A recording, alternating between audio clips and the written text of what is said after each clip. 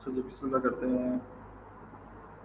हमने टॉपिक जो paper discuss करना है, हमने पहले वो पेपर आपको दिखा दूँ। जो पेपर हम डिस्कस कर रहे हैं ये अक्टूबर नंबर 24 का पेपर 2 है।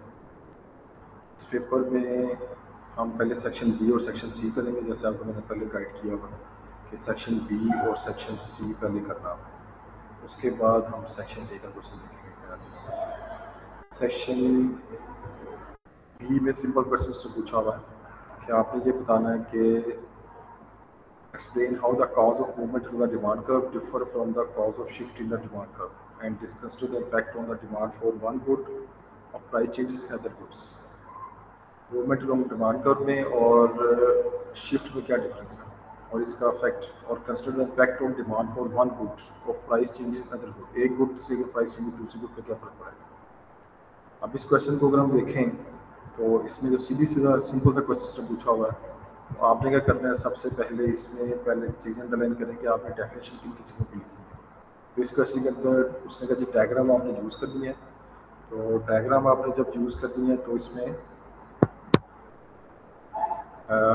डायग्राम आप बनाएंगे। कौन सी डायग्राम बनाएंगे, आपने डिमांड और सप्लाई की डायग्राम बनानी है। सीधी डिमांड और सप्लाई की डायग्राम बनाए लेफ्ट राइट डाउनवर्ड। तो सब बता दें कि ऑन द लाइन मूवमेंट जो है वो यहाँ से लेके यहाँ तक होती है। और शिफ्ट शो करनी है तो उसमें बता दें कि लेफ्ट राइटवर्ड शिफ्ट या लेफ्टवर्ड शिफ्ट कोई से बता दें। यहाँ पे प्राइस ज़रूर मेंशन करनी है, यहाँ पे क्वांटिटी मेंशन करनी है, जीरो मेंशन करना है, इसे D1 लिख दें, इसे D2 लिख दें। ऑन द लाइन मूवमेंट में आप मुझे A से B 2 पॉइंट देके 2 ये शो करने हैं। फिर हमने ही बताना है कि डिफ़र क्यों करती है। डिमांड सप्लाई डायग्राम बनाती है, उसे लेबल कर दिया, मूवमेंट का बता दिया। मूवमेंट जो है वो डिफ़र करती है प्राइस में चेंज की वजह से, जबकि जो शिफ्ट होती है वो नॉन प्राइस की फैक्टर की वजह से होती है। जो शिफ्ट होगी वो नॉन प्राइस फैक्टर, यानी कि प्राइस के अलावा भी फैक्टर है, वो उसकी वजह से होती है। ये पहले आपने डेफिनेशन में, नॉलेज में ये चीज़ बता दी। फर्दर आप बता सकते हैं कि डिमांड असल में कि डिमांड क्या शो करती है। डिमांड आप बता दें कि ये willing and ability to purchase any product. ठीक है, ये भी आप डेफिनेशन में चीज़ बता सकते हैं। आपने डिमांड लाइन बनाई, डायग्राम बना दी। डायग्राम दो सेपरेट डायग्राम भी शो कर सकते हैं, सेम डायग्राम भी बना सकते हैं। ठीक है, ये अब आपकी मर्जी है। और आपने बता दिया कि प्राइस फैक्टर है एक का और एक का नॉन प्राइस फैक्टर है।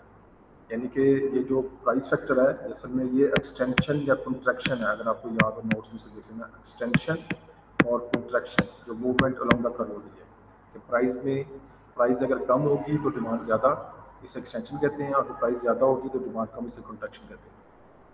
नॉन प्राइस फैक्टर बताएंगे कि प्राइस के अलावा कोई फैक्टर है जो कि अफेक्ट करता है, शिफ्ट करता है डिमांड को। प्राइस के अलावा क्या फैक्टर बता दो, आप बता दें यहाँ पे कि इनकम है, वेदर है, फैशन है, टेस्ट है, वो सारी चीज़ें आपने यहाँ बता देंगे। 2 से 3 फैक्टर बता दो। अब आप एनालाइज करना है demand for one good as result of whether they are substitute. अब ये जो सेकंड पार्ट उसने पूछा हुआ है, consider the impact on demand for one good on the price change in the goods, कि एक प्रोडक्ट की, ये असल में XED आपसे पूछ रहा है। तो XED बता दो कि एक XED की डेफिनेशन लिखो। इसकी डेफिनेशन क्या होती है, इसका फॉर्मूला लिख दें कि price change in price of one product lead to quantity demanded of other product. अगर इसका आंसर पॉजिटिव आएगा तो आप बता दो, अगर इसका आंसर पॉजिटिव आएगा तो ये क्या होता है, सब्स्टिट्यूट होंगे दोनों चीज़ें, दोनों गुड्स। और अगर इसका आंसर नेगेटिव आएगा तो कम्प्लीमेंट है। और इसकी डेफिनेशन सब्स्टिट्यूट का बता दो कि अगर पेट्रोल की प्राइस राइज करेगी तो लोग CNG की डिमांड ज़्यादा करेंगे। कम्प्लीमेंट का बता दें कि अगर पेट्रोल की प्राइस राइज करेगी तो डिमांड फॉर कार कम हो जाएगी। ये आपने दोनों चीज़ें यहाँ पे देखो, ये एक्सप्लेन कर दी एनालिसिस के अंदर। एग्जांपल भी हमने इसकी दे दी। ठीक है, और फिर प्राइस का, एक की प्राइस का दूसरी क्वांटिटी पे क्या फ़र्क पड़ता है ये भी आपने बता दिया। सब्स्टिट्यूट का भी बता दिया और इसका भी बता दिया। ये दोनों बताने के बाद इसमें डायग्राम आपने नहीं बनानी। डायग्राम में अक्सर स्टूडेंट कंफ्यूज हो जाते हैं। आपने इसकी XED की डायग्राम नहीं बनानी। आपने कम्प्लीमेंट, आपने XED की डेफिनेशन लिखी, कम्प्लीमेंट आंसर नेगेटिव होता है, उसकी एग्जांपल बता दी एक पैराग्राफ में। दूसरे पैराग्राफ में XED और फिर आपने बता दिया प्राइस और क्वांटिटी चेंज होने से सब्स्टिट्यूट पे क्या फ़र्क पड़ेगा, उसकी एग्जांपल बता दी और उसका आंसर बता दिया। नेक्स्ट आपने इसकी वैल्यूशन करनी है कि size and value of XED matter करता है। ओवरऑल साइज़ भी मैटर करेगा, यानी कि XED की वैल्यू अगर पॉजिटिव आ रही है तो वो कितनी ज़्यादा पॉजिटिव है। वो उसका आंसर 1 है, 2 है, 3, सारे पॉजिटिव हैं। लेकिन कितनी बड़ी वैल्यू आएगी मैटर करेगी, कितनी छोटी वैल्यू नेगेटिव है तो कितनी कम वैल्यू आ रही है, -1 है, -2 है, ये मैटर करेगा। Size and value magnitude matter करेगी। और तीसरी चीज़ जो आपको बताई है कि साइज ऑफ शिफ्ट, ये भी मैटर करना है कि कितनी वैल्यू बाहर जा रही है, कितनी प्राइस शिफ्ट कितनी हो रही है, ये भी आप बता सकते हैं। ये 3 से 4 पॉइंट आपको पहले से बताए हैं कि ये आपने मेंशन करने होते हैं किसके अंदर, ये आपने मेंशन करने हैं एवैल्यूएशन के अंदर। ठीक है जी। अगली चीज़ जो आपने बतानी है, राफे, ये बात क्लियर है ना आपको? राफे सुन रहे हैं आप? अच्छा, अगली चीज़ जी जो, सर, आवाज आ रही है। ठीक है ठीक है। अगली चीज़ जो है, अगला जो टू का जो बी पार्ट है, assess whether income necessary demand or price demand for its product is more useful. क्या एक्ससीडी इम्पोर्टेंट है या वाईडी इम्पोर्टेंट है बिजनेस के लिए? अगर उसने टोटल एक्सपेंडिचर अपना इंक्रीज करना है, एक बात उसने ये पूछी है।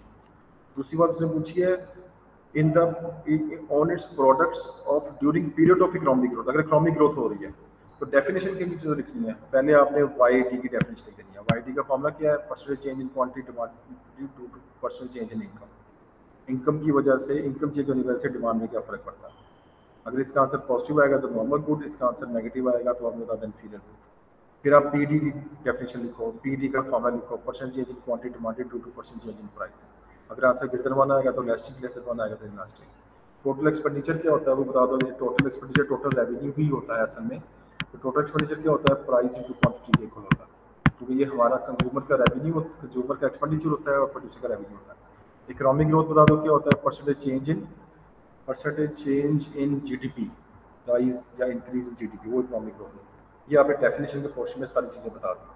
अब आपने बताना है कि वाईडी का क्या इम्पैक्ट है और इसका क्या इम्पैक्ट है। तो इसके लिए आपको ये बात देनी चाहिए कि वाईडी जो है, वाईडी में आप ये बताएंगे कि भाई वाईडी क्यों इंपॉर्टेंट है। वाईडी इसलिए इंपॉर्टेंट है कि ये हमें हेल्प करता है कि हम क्लासीफाई कर सकें कि कितनी टाइप ऑफ गुड्स हैं। तो बिजनेस के लिए बड़ा इंपॉर्टेंट कंसेप्ट होता है कि आपकी टाइप ऑफ गुड्स को आपने क्लासीफाई कर दिया। अगर आपका आंसर पॉजिटिव आ रहा है तो इसे हम कहते हैं ये नॉर्मल गुड है। अगर इसका आंसर आ रहा है नेगेटिव तो हम कहते हैं इन्फीरियर गुड है।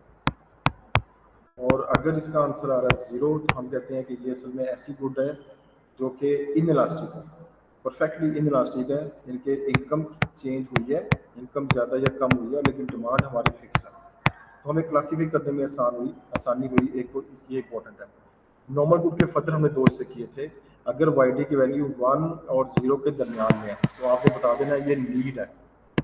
ठीक है, अगर ये नीड है तो आप इसे कहेंगे ये 0-1 के दरमियान में। और अगर इसका आंसर ग्रेटर देन 1 आ रहा है तो आपने बताना ये लग्जरी प्रोडक्ट है। ठीक है,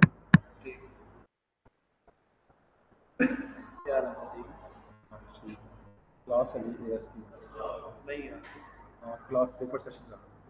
तो ये आपने पहले क्वेश्चन में ये आंसर बता देना। ठीक है, तो वाईडी की इंपॉर्टेंस आ गई कि क्लासिफिकेशन ऑफ गुड करने में हमें हेल्प करती है। तो इसको जरा लिंक करो इकोनॉमिक ग्रोथ के साथ। अब इकोनॉमिक ग्रोथ में क्या होता है कि लोगों की इनकम राइज कर रही होती है।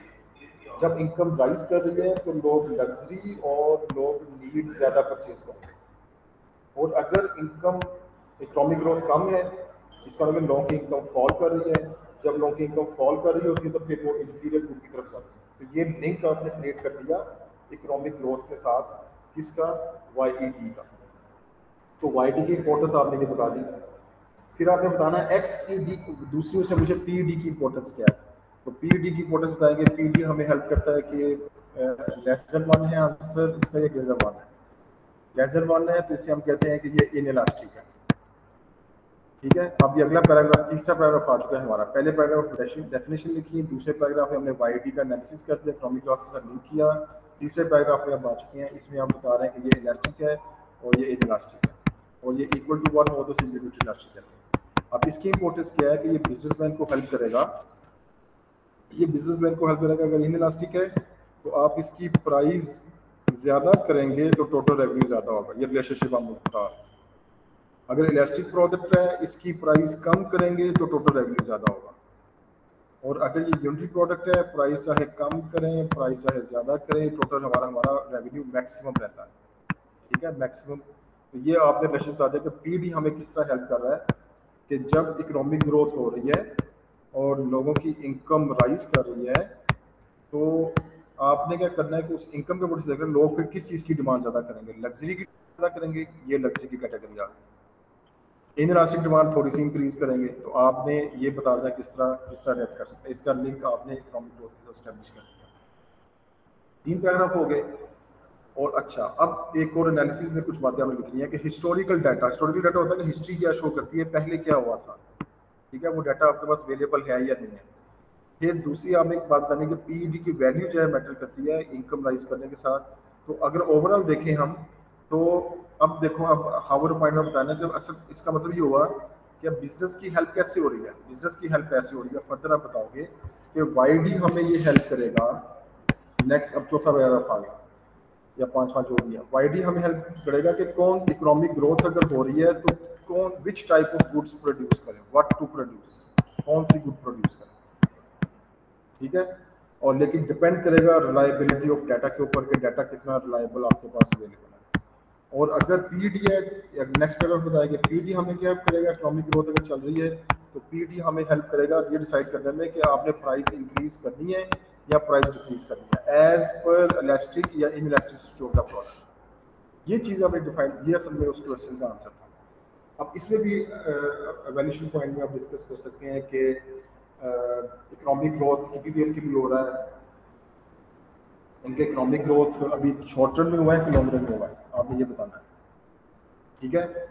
और यहाँ पे एक और पॉलिसी बता सकते हैं आपके XED है, वो भी इंपॉर्टेंट है, ये जरूर एवेल्यूशन में आप जो बता सकते हैं कि XED है वो भी हमें हेल्प कर सकता है। एक और पॉलिसी जरूर बताएं कि XED हमें हेल्प करेगा कि टाइप ऑफ गुड सब्स्टिट्यूट है या कम्प्लीमेंट है, जैसा वो ए पार्ट में, तो इसके अकॉर्डिंगली आप अपनी प्राइस डिसीजन चेंज कर सकते हैं।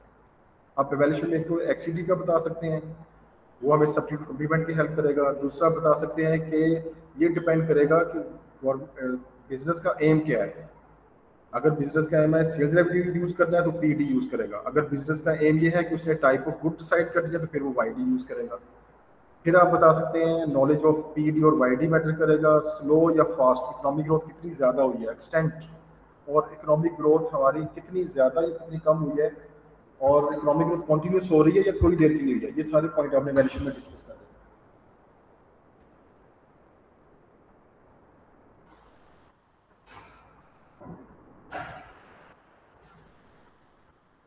अब आ जाइए क्वेश्चन 3 के ऊपर।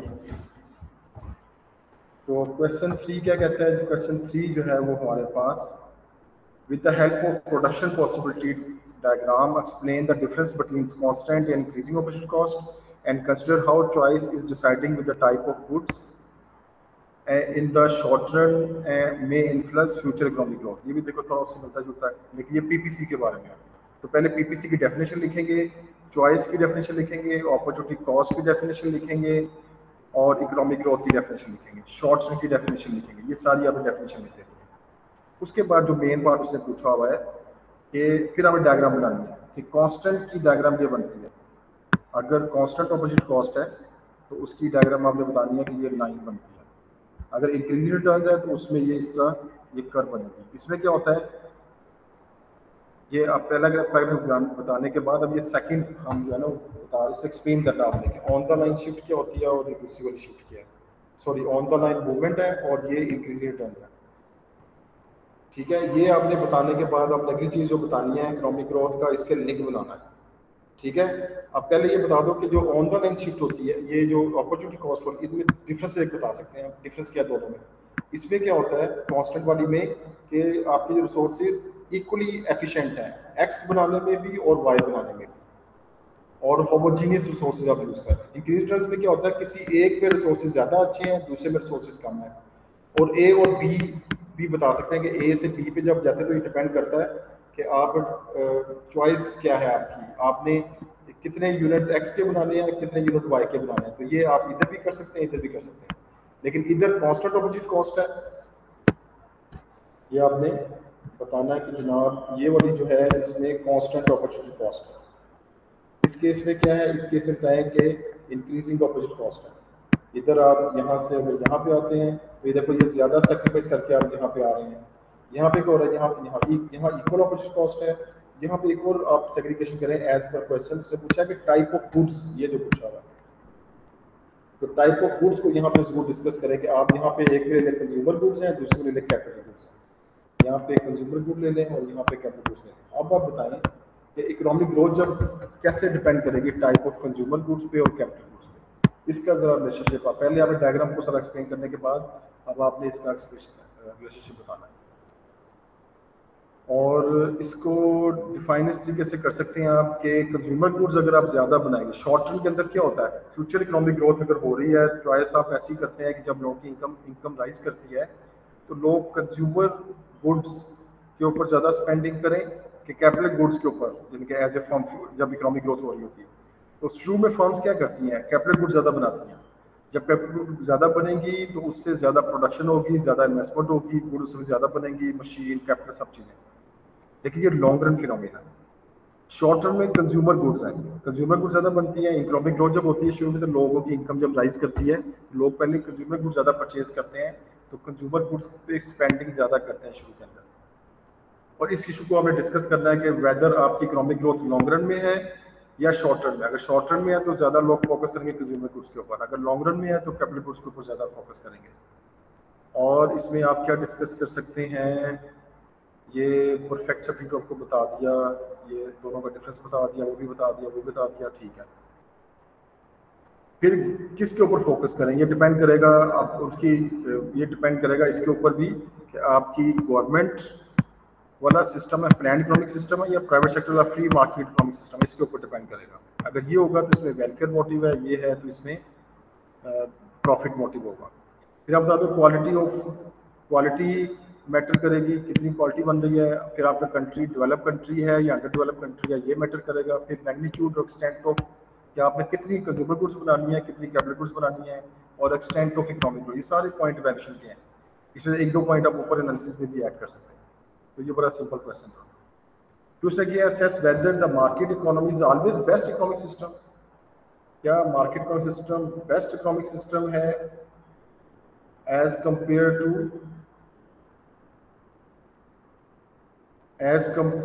For deciding the three basic economic system. ठीक है, तो पहले आप बताएं डेफिनेशन किसकी लिखनी आ रही है, बताना। तीन इकोनॉमिक सिस्टम होते हैं, तीनों बता दें जी। प्लान्ड है, उसमें सारा कुछ गवर्नमेंट के कंट्रोल में, थोड़ी सुपरवाइज और सारी रिसोर्स एलोकेशन होती है। दूसरा प्राइवेट इकोनॉमिक सिस्टम है, उसमें जो है वो प्राइवेट सेक्टर के पास ज़्यादा अथॉरिटी होती है, रिसोर्स एलोकेशन, प्रॉफिट मोटिव होता है। तीसरा बताएं मिक्स, दोनों मिलकर करते हैं।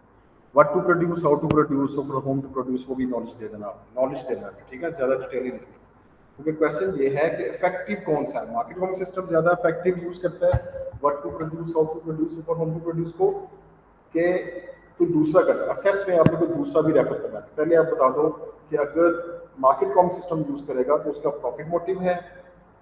ये डेफिनेशन में आपने तीनों की बता के, तीनों के नाम और तीनों का व्हाट टू प्रोड्यूस में आप क्या डिसाइड करते हैं कि कौन सी गुड्स बननी चाहिए, हाउ टू प्रोड्यूस मेथड कौन सा यूज करना है, और होम टू प्रोड्यूस आपका प्रॉस्पेक्ट कस्टमर क्या होगा। और आपने पॉजिटिव और नेगेटिव डिस्कस करना है कि मार्केट सिस्टम अगर गुड्स बनाएगा तो व्हाट टू प्रोड्यूस में वो किसके ऊपर फोकस करेंगे। व्हाट टू प्रोड्यूस में फोकस करेंगे डीमेरिट गुड्स के ऊपर, प्राइवेट गुड्स के ऊपर, और वो as per consumer demand produce करना शुरू करेंगे। हो सकता है वो over production of demerit goods कर दें, under production of value goods कर दें। हाउ टू प्रोड्यूस में कि कौन सा मेथड यूज करना है, तो ये लोग क्या करेंगे, ये लोग ज़्यादा फोकस करेंगे टेक्निकल टेक्नोलॉजी के ऊपर, लेबर इंटेंसिव कम यूज करेंगे, क्वालिटी अच्छी होगी, और इनकी इन्वेस्टमेंट के ऊपर डिपेंड, लेकिन इनकी इन्वेस्टमेंट के ऊपर डिपेंड करेगा। और एक्सटर्नलिटीज क्रिएट कर सकते हैं, ये इसका हाउ पॉइंट है। और होम टू प्रोड्यूस आपको पता होता है कि आपका प्रोस्पेक्ट कस्टमर कौन सा है, ठीक है। प्रोस्पेक्ट कस्टमर जो है वो जिसकी इनकम अच्छी होती है, और आपको ये पता होता है कि आपकी product with respect to age kids purchase करेंगे, मिडिल एज लोग परचेज करेंगे या हाई इनकम लोग परचेज करेंगे। क्या आप ये भी डिसाइड कर सकते हैं, ये भी हम डिसाइड करते हैं कि सारे रिसोर्सेज आपने पुअर के ऊपर नहीं लगा देने या सारे रिसोर्सेज आपने रिच के ऊपर नहीं लगा देने, ये आप ये डिसाइड करना है। ये मार्केट इकोनॉमिक सिस्टम है। फिर आप बताओ भी ये दूसरा सिस्टम भी होता है, तो इनका मोटिव प्रॉफिट होता है, ठीक है। और ये सारी बातें हमने बताई। पब्लिक गुड्स कम प्रोड्यूस करते हैं, इसमें एक्सटर्नलिटीज हो सकती हैं, ये इसका हाउ पॉइंट बताओ। फिर दूसरा एक सिस्टम है, वो बताओ जी गवर्नमेंट इंटरवेंशन भी होती है या गवर्नमेंट, एक दूसरा मेथड है गवर्नमेंट वाला, प्लेटफॉर्म से उसको बताओ जी उसमें क्या होता है। उसमें व्हाट टू प्रोड्यूस में उन चीज़ों के ऊपर फोकस करते हैं जो नीड्स हैं, पब्लिक गुड्स हैं या नेसेसिटीज हैं। ठीक है, और वेलफेयर मोटिव होता। फिर आप बताओ जी कि हाउ टू प्रोड्यूस लोग क्या करते हैं, वो ट्रेडिशनल मेथड यूज़ करते हैं, टेक्नोलॉजी ज़्यादा यूज़ नहीं करते, उनके पास बजट कम होता है, ठीक है, और लेकिन ये एक्सटर्नलिटीज क्रिएट नहीं करते, ये हाउ और पॉइंट है इसका। और तीसरा आप ये बताओगे कि इनके आपने सारा क्वेश्चन उसी 3 क्वेश्चन के इनके राउंड घूमना है, बाकी चीज़ें बताने की जरूरत नहीं है डिटेल ज़्यादा। गवर्नमेंट सेक्टर जो है वो प्लान करो हाउ टू प्रोड्यूस के अंदर वो फोकस करेगा रिच और पुअर दोनों के लिए बैलेंस बने, उनके इक्वालिटी को ध्यान में रखेंगे। अब आगे वैल्यूएशन, वैल्यूएशन में कि एक्सटेंट ऑफ प्राइवेट सेक्टर आपकी कंट्री में ज़्यादा है या गवर्नमेंट सेक्टर ज़्यादा है, किसके पास ओनरशिप और सोर्सेज ज़्यादा है। फिर गवर्नमेंट यूज़ करेगी रिसोर्सेज को ऑप्टिमम तरीके से, और जो गवर्नमेंट की अथॉरिटी कितनी है। फिर आपका सिस्टम कौन सा चल रहा है, आपका अंडर डेवलप कंट्री है कि डेवलप कंट्री है, ठीक है, ये चीज़ें जो है वो मैटर करेंगी। तो ये हमने एक्सप्लेन कर देना है इसके अंदर। अच्छा जी, फिर आपका आ गया मैक्रो सेक्शन। मैक्रो सेक्शन में बताना है कि मेजर ऑफ एम्प्लॉयमेंट और अनएम्प्लॉयमेंट, बल्कि मेजर ऑफ अनएम्प्लॉयमेंट में कौन सी डिफिकल्टीज आती हैं और एक्यूरेट अनएम्प्लॉयमेंट हमें क्यों नहीं गेट कर पाते। तो अनएम्प्लॉयमेंट की डेफिनेशन लिखिए कि अनएम्प्लॉयमेंट होती क्या है। Person are willing able to do work but they are unable to get job या वर्क। दो मेथड के नाम बताएं, क्लेमेंट काउंट मेथड है और दूसरा कौन सा है, दूसरा लेबर फोर्स सर्वे मेथड है। लेबर फोर्स सर्वे जो है वो इंटरनेशनल लेबर ऑर्गेनाइजेशन करती है, जो कि सर्वे करती है। क्लेमेंट काउंट बताओ जी, गवर्नमेंट जिन लोगों को अनएम्प्लॉयमेंट बेनिफिट दे रही है उनका डाटा गवर्नमेंट पास अवेलेबल है, उसी डाटा को यूज करती है, ठीक है, ये हमें डेफिनेशन बता दिया। फिर आपने बताना जी दोनों में डिफिकल्टीज क्या आती हैं। अब डिफिकल्टीज अगर आप देखें लेबर फोर्स की, अगर आप डिफिकल्टी देखें तो लेबर फोर्स में पहले बता दो जी एक्सपेंसिव मेथड होता है, इसमें लोगों को ट्रेन करना पड़ता है।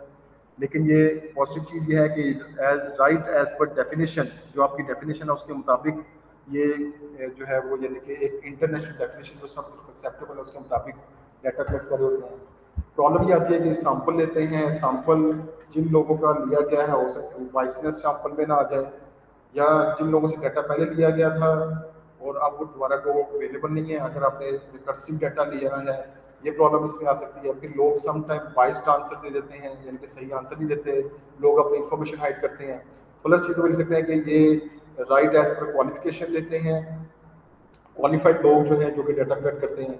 ये आपने सारे से पॉजिटिव सुधारने, ये टाइम टेकिंग भी होता है, ये भी इसका डिसएडवांटेज है। फिर डाटा कलेक्ट करने में प्रॉब्लम क्या होती है कि लोग इंफॉर्मेशन जो है वो हाइड करते हैं।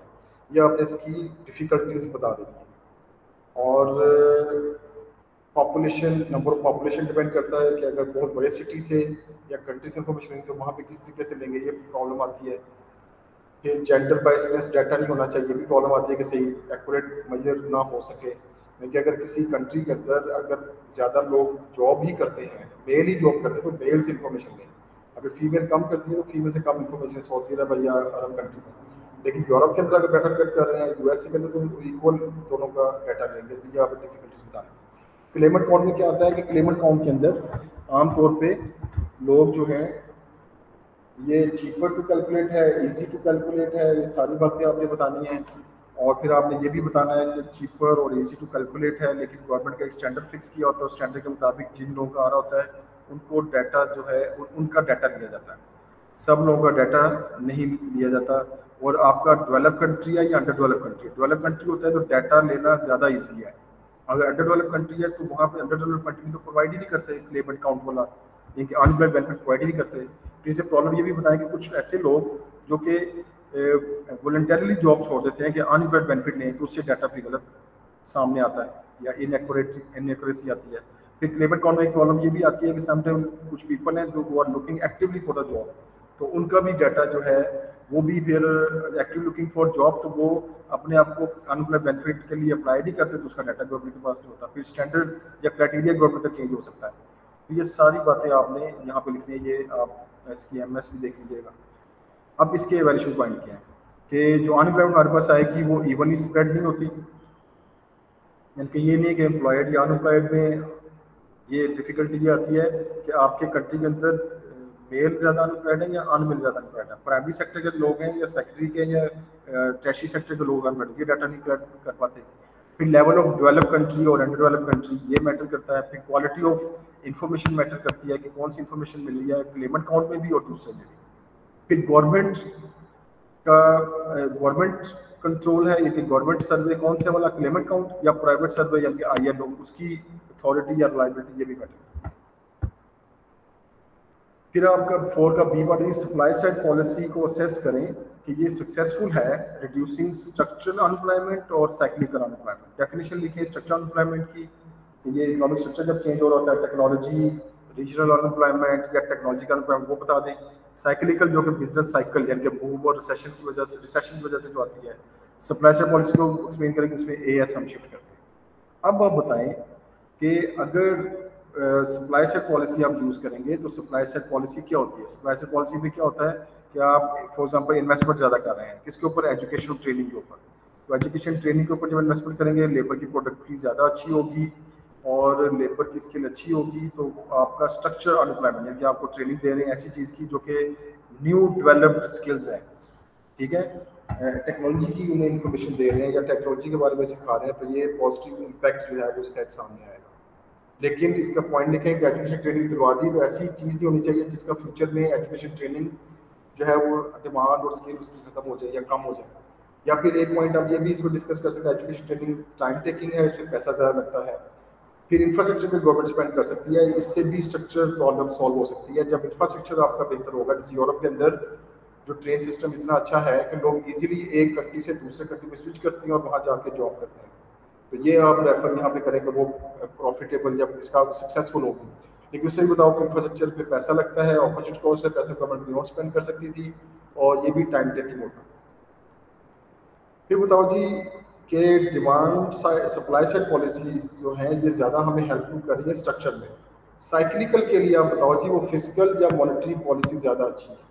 साइक्लिकल में अच्छा, इसमें आप डायग्राम भी बना सकते हैं। डायग्राम कौन सी बनाओगे? सप्लाई साइड में अगर आपने बनानी है डायग्राम, तो सप्लाई साइड में आपने ये वाली लॉन्ग रन वाली ये सप्लाई साइड इस तरीके से ये बनाओगे कि इस पॉलिसी में आपकी प्राइस लेवल जो है वो भी कम होगा, ये आपने बता देना इस तरीके से, प्राइस लेवल भी कम होगा, जीडीपी कन्फ्लिक्ट इसमें कम आते हैं, लेस कन्फ्लिक्ट आते हैं इसमें सप्लाई साइड पॉलिसी में। जैसे लिखो कि ये LRAS1 है, ये LRAS2, लेबल जूम करना डायग्राम को, एरो भी लगाएंगे, ये AD है और यहाँ पे रियल जीडीपी है, ये आपने चीज़ें जरूर इसमें बतानी है। और यहाँ पे लिखो ये प्राइस लेवल है, ठीक है, तो इसमें कन्फ्लिक्ट कम आता है, यानी कि इसमें इन्फ्लेशन भी ठीक हो गई, इधर जीडीपी ठीक हुआ, एम्प्लॉयमेंट ठीक होगी, प्रोडक्शन ज़्यादा होगी, इन्वेस्टमेंट ज़्यादा होगी, लोगों का लिविंग स्टैंडर्ड बेहतर होगा। अगर आप फिर आप बताओ जी एक और पॉलिसी है, वो फिजिकल पॉलिसी या डिमांड साइड पॉलिसी आप यूज़ कर सकते हैं। फिजिकल पॉलिसी एक का बताता हूँ कि उसमें गवर्नमेंट क्या करती है, टैक्सेस कम करती है। जब टैक्सेस कम करे तो लोग एग्रीगेट डिमांड ज़्यादा होती है, उससे क्या होगा, प्राइस लेवल तो राइज कर जाएगा, ये नेगेटिव फैक्टर। लेकिन इधर क्या होगा, जीडीपी और ये सब चीज़ें पॉजिटिव होंगी, जीडीपी ज़्यादा, एम्प्लॉयमेंट ज़्यादा, ये नोट्स में भी देख रहे हैं AD1 और AD2। तो फिजिकल पॉलिसी से आप ये बता सकते हैं कि ये डिमांड डेफिसिट के लिए यानी कि साइक्लिकल अनएम्प्लॉयमेंट के लिए ये बेहतर है फिजिकल पॉलिसी, और ये शॉर्ट टर्म में भी हम यूज़ कर सकते हैं। इधर इधर जीडीपी आपका है, इसका बस नुकसान ये लिखना है आपने कि इसमें इन्फ्लेशन हो जाती है, जबकि इसमें जीडीपी, एम्प्लॉयमेंट, वो सारे इसके पॉजिटिव फैक्टर हैं, वो आपने यहाँ बता दें। तो दोनों को बताना है कि दोनों में से बेहतर जो है सप्लाई साइड को हम ऑलवेज कहते हैं कि वो बेटर पॉलिसी है क्योंकि उसमें कंफ्लिक्ट कम आते हैं, और फिजिकल पॉलिसी एक दूसरे का रेफरेंस भी दे दिया। अब आप इसकी बता दो एंड पे कि extent of shift, supply side में एक्सटेंट ऑफ शिफ्ट कितनी है, बजट कहाँ से आएगा गवर्नमेंट का, टैक्सेस कहाँ से आएंगे जो गवर्नमेंट पैसे स्पेंड करने हैं वो उस पर डिपेंड करेगा। फिजिकल पॉलिसी बता दो गवर्नमेंट टैक्स लगाएगी, टैक्स कम करेगी तो कितना कम करना है tax, size and magnitude of shift और size and magnitude of taxes, ये चीज़ें मैटर करेंगी। ये आपने दोनों चीज़ें यहाँ बतानी है, लेकिन कंक्लूड ये करना है कि सप्लाई साइड पॉलिसी जो है वो बेहतर है किसके लिए, स्ट्रक्चर के लिए, और फिजिकल या मॉनेटरी पॉलिसी बेहतर है किसके लिए, वो आपकी डिमांड डेफिसिट यानी साइक्लिकल के लिए बेहतर है, साइक्लिकल अनएम्प्लॉयमेंट के लिए।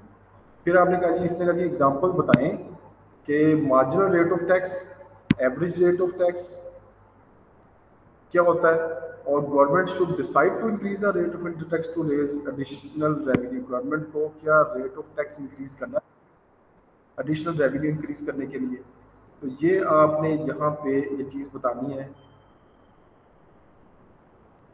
और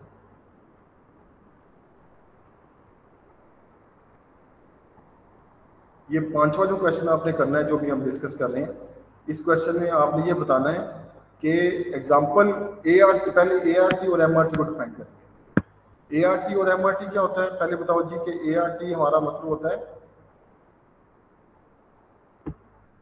ART का मतलब क्या होता है? ART होता है टोटल टैक्स कितना कलेक्ट हुआ है और इनकम कितनी लोगों की। MRT क्या होता है कि इनकम के चेंज इन इनकम की वजह से चेंज इन टैक्सेस कितना हुआ। ये नोट्स में मैंने एग्जांपल भी दी है, अगर आप देखेंगे फिस्कल पॉलिसी वाला जो मैंने आपको स्लाइड शेयर की है, कि अगर पहले फॉर एग्जांपल वो पूछ रहा है तो एग्जांपल आप इसे बता सकते हो। आपको जी यहाँ पे ईयर 1, यहाँ पे आप जीडीपी या इनकम वो शो करती है ईयर 1 और ईयर 2 में। फिर आप बताओ जी कि क्या हो रहा है, पहले 100 इनकम थी, अब 120 हो गई है ईयर 1 ईयर 2 में। पहले टैक्स जो है वो कलेक्ट करते थे आप 5%, और अब आप कलेक्ट कर रहे हैं, ये परसेंटेज पर लिख रहे हैं, ठीक है, यहाँ पे रेट ऑफ टैक्सेस है, और यहाँ पे लिख लो कि 10% है, ठीक है। इससे क्या फर्क पड़ेगा, टैक्स कलेक्शन कितनी होगी, ठीक है। तो 5 का 10, ये 5 कलेक्शन हो रही है, 5 मिलियन जो भी है, यहाँ पे 12 हो रही है। तो ART क्या होगा, ART जस्ट क्या करना है, 5 को 100 पे डिवाइड कर देना है, इसको भी डिवाइड करना है, तो ये तो 5 और 10 ही आएगा। लेकिन MRT क्या है, ये जरा इंपॉर्टेंट चीज आपने यहाँ पे मैटर करनी है। चेंज इन टैक्स, कितना टैक्स चेंज हुआ, 5। चेंज इन इनकम कितनी हुई, 20। तो 5/20 अगर हम निकालें तो ये 25% बनता है। यहाँ पे ये आपने एग्जांपल ये बता दें, यहाँ पे जो चीज़ आपने लिंक करनी है कि ये डिपेंड करेगा किसके ऊपर, कि आपका टाइप ऑफ टैक्स कौन सा है, प्रोग्रेसिव टैक्स है, रिग्रेसिव टैक्स है, या तीसरा हमने बताया था प्रोपोर्शनल टैक्स। ये आपने नोट्स में देखना, इन तीनों की मैंने एग्जांपल दे के आपको शो किया हुआ है। तो ये आपने क्वेश्चन में फोकस करना, क्वेश्चन पूछा क्या हुआ है, तो गवर्नमेंट को टैक्स इंक्रीज करना चाहिए। तो ये तीनों का हमने MRT, ART और प्रोपोर्शनल का, प्रोग्रेसिव का, और तीनों की एग्जांपल दे के आप बताएंगे कि अगर ये MRT और ART ग्रेटर या डिक्रीज, किसका इंक्रीज करने से, और इनके प्रोग्रेसिव टैक्स अगर इंक्रीज करते हैं तो उससे MRT ज्यादा आएगा या ART ज्यादा आएगा। ये नोट्स आप भी देख लेना, उसमें सारा मेंशन किया होगा। अब इसमें ये भी इंक्रीज करेंगे कि रेवेन्यू किस में ज़्यादा होगा, वो MRT ART की जब एग्जांपल देंगे तो वहाँ से आप देख सकते हैं। इसमें easier to quicker to put the place, क्या डायरेक्ट टैक्स। अब ये क्या चीज़ है असल में, ये जो MRT ART है ये बात कर रहा है इनडायरेक्ट टैक्स की। तो इनडायरेक्ट टैक्स और डायरेक्ट टैक्स की डेफिनेशन भी लिखनी है। फिर हमें बताना है कि डायरेक्ट टैक्स पे अगर इनडायरेक्ट टैक्स जो है वो कलेक्ट करना ईजी है, वाइडर बेस होता है, ज़्यादा लोग इसे परचेज और सेल कर रहे होते हैं, इससे इन्फ्लेशन भी हो जाती है, इससे लोग रिएक्ट भी कर सकते हैं, किस चीज़ की परचेज और सेल कम हो सकती है, वो डिपेंड करेगी नीड के ऊपर, नेसेसिटीज के ऊपर। इसके ऑपोजिट हमने बताना कि डायरेक्ट टैक्स इजी और क्विकर होते हैं, उसमें पता होता है कि कितने लोग टैक्स पे करना है। डायरेक्ट टैक्स अगर लगाएंगे ज़्यादा तो लोग उसे एक्सेप्ट नहीं करते, यानी कि एक्सेप्ट नहीं करते मतलब होता है कि लोग टैक्स एवेडर भी कर सकते हैं, फ्री राइडर भी हो सकते हैं उसमें। और PED के ऊपर डिपेंड करेगा कि आपने रेवेन्यू अगर इंक्रीज करना है तो PED के price elasticity of demand for goods, indirect tax अगर लगा रहे हैं तो उस डिमांड की PED, अगर आप प्राइस राइज कर रहे हैं किसी चीज़ की, तो अगर वो लग्जरी है तो लोग उसे कम परचेज करेंगे एज पर डेफिनेशन, और अगर वो इनइलास्टिक है, यानी अगर लेस देन 1 है और ग्रेटर 1 है, वो भी हमने पिछले क्वेश्चन में भी किया, इसकी अगर प्राइस कम करेंगे तो टोटल रेवेन्यू ज़्यादा होगा, इसकी प्राइस अगर ज़्यादा करेंगे तो टोटल रेवेन्यू ज़्यादा होगा, ठीक है। अब टैक्स के साथ देख लो, इसकी अगर आपने प्राइस कम, इसकी अगर आप टैक्स लगा इसके ऊपर तो प्राइस ज़्यादा करने से कोई ज़्यादा आपको गवर्नमेंट को बेनिफिट होगा, लेकिन इसके ऊपर अगर आप टैक्स लगा दिया लग्जरी के ऊपर तो प्राइस ज़्यादा करेंगे तो नुकसान होगा, ये आपने यहाँ पे बता रहा है। फिर एक्सटेंड टैक्स आप जो लगा रहे हैं वो मैटर करता है कितना, 1% इंक्रीज कर रहे हैं, 2% internet tax. Extent of tax revenue, कितना टैक्स रेवेन्यू में कलेक्ट होगा, वो MRT ART प्रोग्रेसिव रिग्रेसिव, वो तीनों एग्जांपल नोट्स में देख लेनी है। और रिलायबिलिटी ऑफ डाटा के टैक्स या उसका जो डाटा मिलता है वो रिलायबल है ये करेंगे। 5 का B पार्ट, ये तो डिफिकल्ट क्वेश्चन था, लेकिन अगर आप डिस्कस हमें करना है, बैलेंस बजट किस तरह हेल्प करता है गवर्नमेंट ऑब्जेक्टिव को अचीव करने में। गवर्नमेंट ऑब्जेक्टिव आपके 5 जेन में रखें, कौन पहले आप बता दें, मैक्रो इकोनॉमिक ऑब्जेक्टिव क्या होते हैं, वो होता है इकोनॉमिक ग्रोथ ज़्यादा अचीव करना, इन्फ्लेशन कम करना, अनएम्प्लॉयमेंट कम करना, और बैलेंस ऑफ पेमेंट ठीक करना, और इवन डिस्ट्रीब्यूशन इनकम और वेल्थ। फिर आप बताएं बैलेंस बजट क्या होता है, बजट बताएं, बजट क्या होता है, बजट होता है comparison of taxes with tax, government का रेवेन्यू है और विद गवर्नमेंट एक्सपेंडिचर। अगर टैक्सेस ये अगर इक्वल है तो इसे कहते हैं बैलेंस बजट। अगर टैक्सेस ज्यादा है, गवर्नमेंट स्पेंडिंग आपने कम की है, जिसे कहते हैं सरप्लस बजट। अगर टैक्सेस कम कलेक्ट हुए, गवर्नमेंट स्पेंडिंग ज्यादा कर दी, जिसे कहते हैं डेफिसिट बजट। ये आपने इंट्रोडक्शन में चीजें बता दी। अब अगली चीज बतानी है कि क्या बैलेंस बजट जो है वो हमें हेल्प करता है मैक्रो इकोनॉमिक ऑब्जेक्टिव सॉल्व करने में। तो पहले बताओ जी कि डायरेक्टली आपने कंपेयर करना है strength and weakness of balance budget. ये तीनों बातें बता दी। क्या ऐसा वैसे किसी कंट्री में नहीं होता कि जितने टैक्स कलेक्ट हो उतने का उतना गवर्नमेंट स्पेंडिंग कर जाए, इसमें कुछ प्लस माइनस हो जाता है। एक तो ये बताया, सरप्लस भी हमने बता दिया, डेफिसिट भी बता दिया। स्ट्रेंथ ऑफ बैलेंस बजट क्या होता है कि स्टेबिलिटी, अगर आइडियल तो यही है कि जितना टैक्स कलेक्ट हुआ है सारे का सारा पैसा आप लोगों की वेलफेयर में लगा दें। इससे क्या होता है, जब टैक्सेस आप इन फॉर्म ऑफ जी जब लगाएंगे, पब्लिक गुड्स ज़्यादा बनेगी, मेरिट गुड्स ज़्यादा बनेगी, इन्वेस्टमेंट ज़्यादा होगी, प्रोडक्शन कंट्री में ज़्यादा होगी, और ये टैक्सेस और चीज़ ज़्यादा करने से आपकी फिजिकल पॉलिसी भी असल में इफेक्ट हो रही है, या सप्लाई साइड पॉलिसी भी इफेक्ट हो सकती है इसका रेफरेंस देने साथ। इसकी वजह से क्या होगा, इसकी वजह से इकोनॉमिक ग्रोथ आएगी। एक ऑब्जेक्टिव हो रहा है, वो जो ऑब्जेक्टिव उसने पूछा था वो, और दूसरा ऑब्जेक्टिव कौन सा इससे एड्रेस होगा, इससे इन्फ्लेशन भी हमारी ठीक हो सकती है। अगर सप्लाई साइड पॉलिसी यूज कर रहे हैं तो इन्फ्लेशन ठीक होगी, अगर फिजिकल पॉलिसी यूज कर रहे हैं तो फिर वो कन्फ्लिक्ट आ सकते हैं। इकोनॉमिक ग्रोथ, अगर एक्सपेंशरी यूज कर रहे हैं, एक्सपेंशरी फिजिकल पॉलिसी यूज कर रहे हैं तो इकोनॉमिक ग्रोथ अचीव होगी, एम्प्लॉयमेंट भी ठीक होगी। एसएसपी यूज कर रहे हैं फिर भी ये ठीक होगी। तो देखो आपने एक एक ऑब्जेक्टिव सारे बताने। फिर आपने बताना है अनएम्प्लॉयमेंट। अनएम्प्लॉयमेंट, अगर आप एसएसपी यूज कर रहे हैं सप्लाई साइड पॉलिसी तो अनएम्प्लॉयमेंट ठीक होगी। एक्सपेंशरी फिजिकल पॉलिसी यूज कर रहे हैं फिर भी ठीक होगी, लेकिन अगर दूसरी पॉलिसी यूज कर रहे हैं उस पर इफेक्ट आएगा।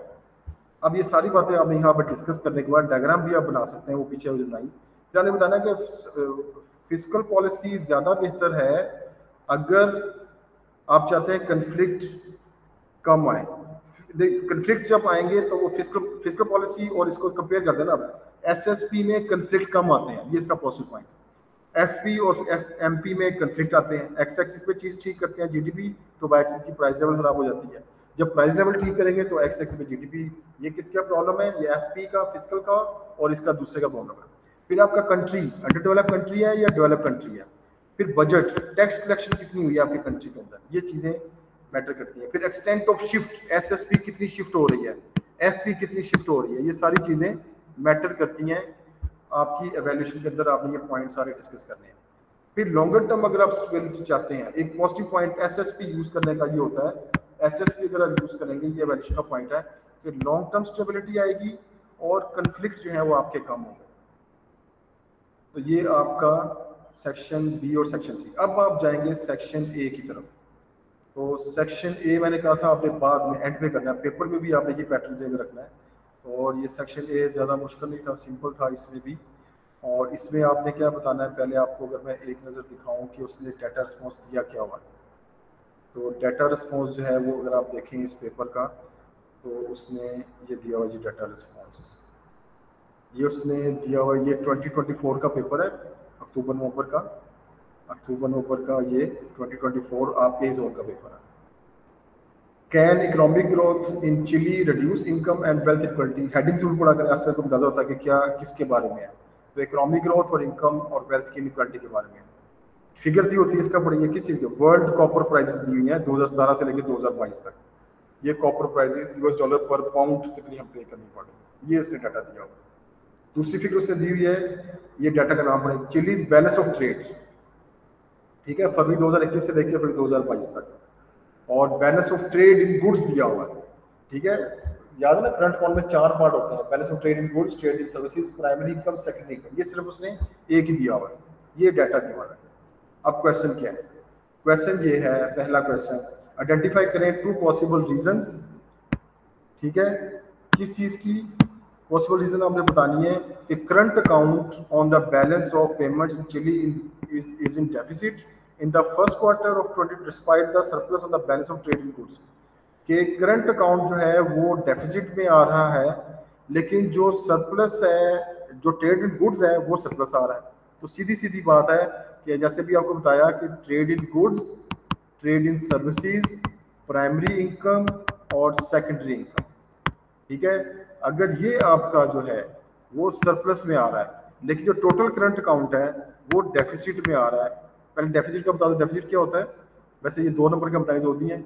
इसका मतलब ये होगा टोटल अगर करंट अकाउंट डेफिसिट, इसका मतलब कि ये वाली जो आप ट्रांजैक्शन कर रहे हैं ये आउटफ्लो ज्यादा है और ट्रेड इन गुड्स की निस्बत, और इसकी वैल्यू, इसकी आउटफ्लो की वैल्यू ज़्यादा है, मैग्नीट्यूड साइज, और इसकी वैल्यू कम है, ये सिंपल इस वजह से ऐसा होगा, ठीक है।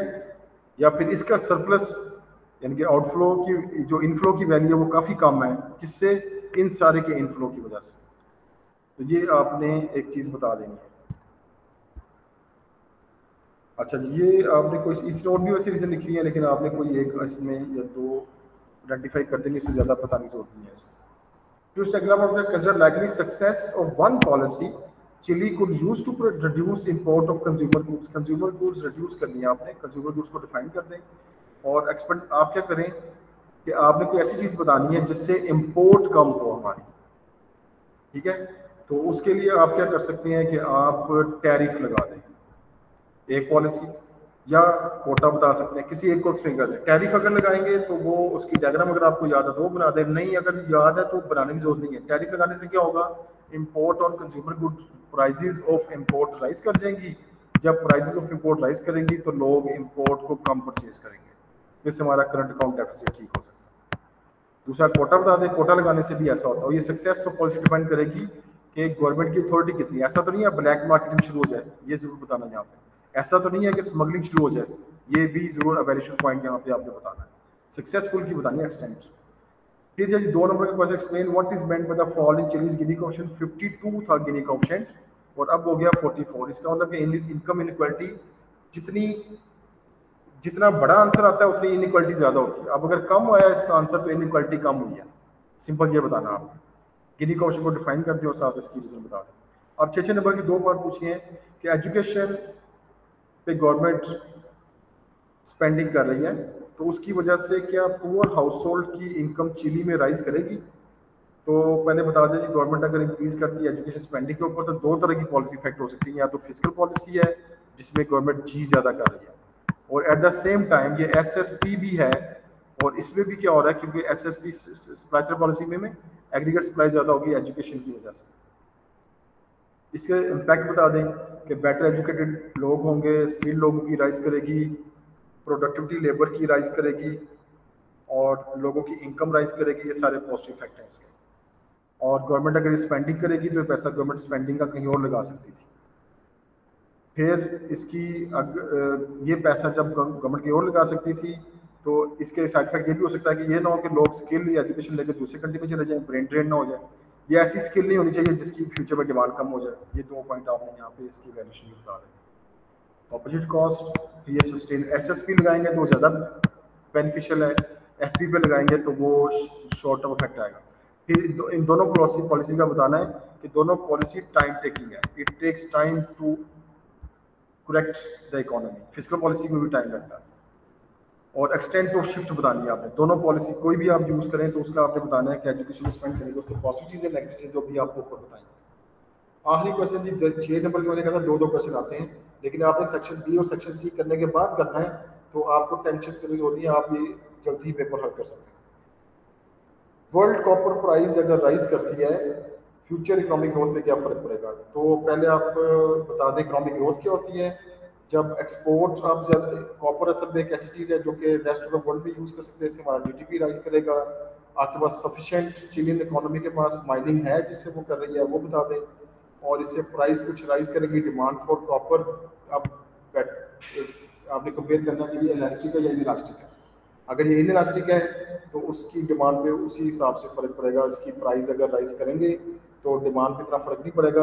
और एक्सपोर्ट अगर रेस्ट ऑफ द वर्ल्ड की नीड है आपका कॉपर और आप इसकी प्राइस राइज कर दें और इसकी इलास्टिसिटी लेस देन 1 है तो इसमें एक्सपोर्ट आपकी राइज करने से आपका बेंचमार्क ठीक होगा, बेहतर होगा, ठीक है। और इसके डिसएडवांटेज बताएंगे। रिटेलिएशन आ सकती है, दूसरे कंट्री भी आपके ऊपर लगा देंगे। फिर एक्सटेंट ऑफ पीडी मैटर करती है, और रेवेन्यू कम भी हो सकता है अगर आपने प्राइस ज़्यादा लगाई। अगर ये इलास्टिक हो इसकी डिमांड, तो फिर ये प्राइस ज़्यादा करने से आपका जो टोटल रेवेन्यू फॉर एक्सपोर्ट है वो कम भी हो सकता है। इससे हमारा करंट अकाउंट डेफिसिट में चला जाएगा। अगर ये पहली वाली ऑप्शन हमने बताई थी तो उसमें करंट अकाउंट सरप्लस में चला, वो प्लस पॉइंट है, नेगेटिव पॉइंट है। तो extent of change in price matter करेगा। कितनी ज़्यादा, बहुत ज़्यादा प्राइस राइज करनी है, कितने % चेंज आई है उसमें, ये एक चीज़ मैटर करेगी। और फिर आपने देखना है कि अदर आपकी जो एक्सपोर्ट्स हैं वो भी एक्सपेक्ट करती है कि नहीं करती। फिर आपने देखना है कि आपका जो फाइनेंशियल काउंट है और जो हमारा कैपिटल अकाउंट है, क्या उसमें तो ज़्यादा चेंज नहीं आ रही, बल्कि ये A2 का पॉइंट है, ये आप यहाँ ना ही डिस्कस करें। आपने एक्सटेंट ऑफ प्राइस देखने, एक ये पॉइंट आप वैलिड पॉइंट है, एक्सटेंट ऑफ शिफ्ट और PET, ये दो चीज़ें जो है वो मैटर करेंगी।